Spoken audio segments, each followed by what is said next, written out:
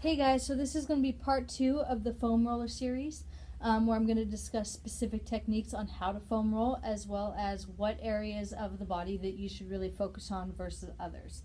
So with regards to how to foam roll, you see people all the time that just kind of get on the foam roller and they just kind of go back and forth really quickly and not really doing much, and then they switch to another muscle and they're just kind of going back and forth and not really focusing on any specific area.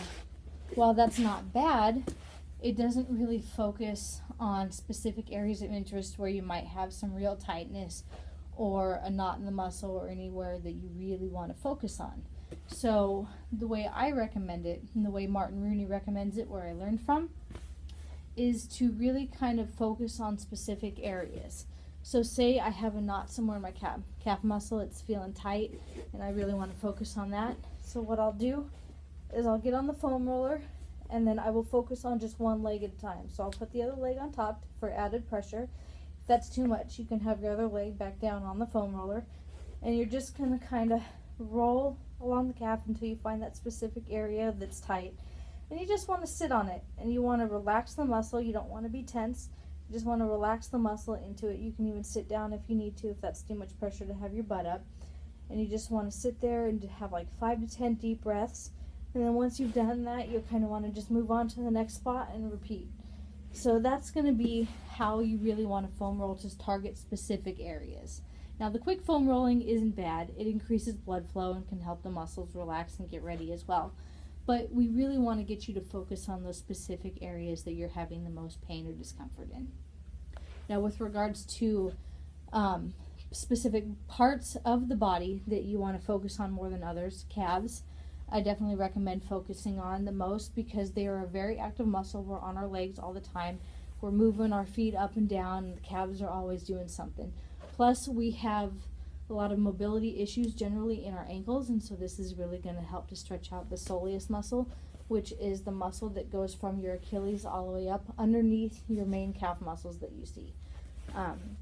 So that's really going to be important to focus on the calves. Now with regards to the hamstrings, it's not really one that you need to focus on that much, because usually the areas that get tight with the hamstrings are kind of difficult to really pinpoint on it. So you can do a little bit of work, but you don't really want to focus a lot of time on the hamstrings.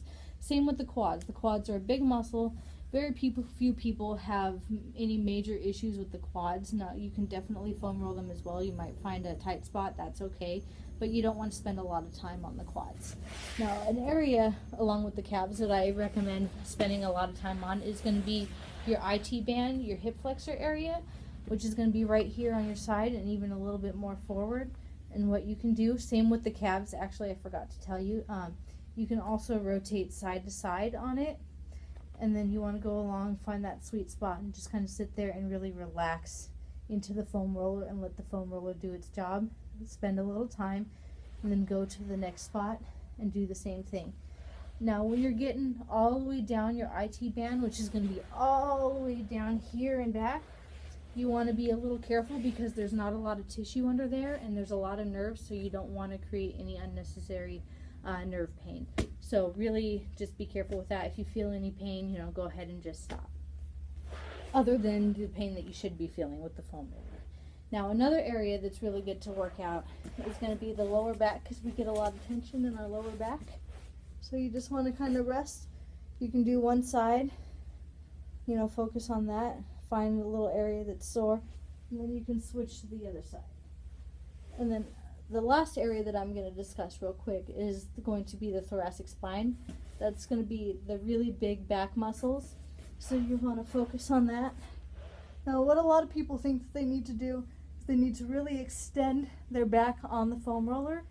But the problem with that is your scapula gets in the way and it really hides some of the deeper back muscles. So what we recommend is to go ahead and wrap your arms around your chest. That way it brings your scapula all the way around.